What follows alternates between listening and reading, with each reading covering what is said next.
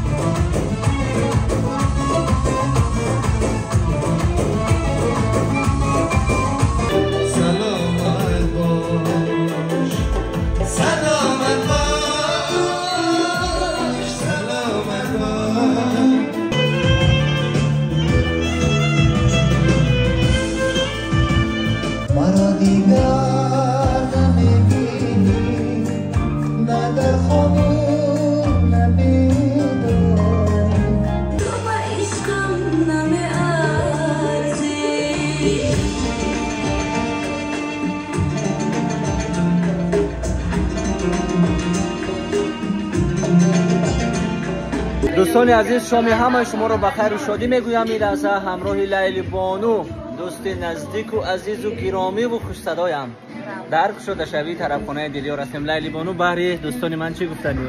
بسیار گفتنی دارم، اشما خفگری هم دارم. آمده ولی مرا ندیدگی خفگری بسیاره.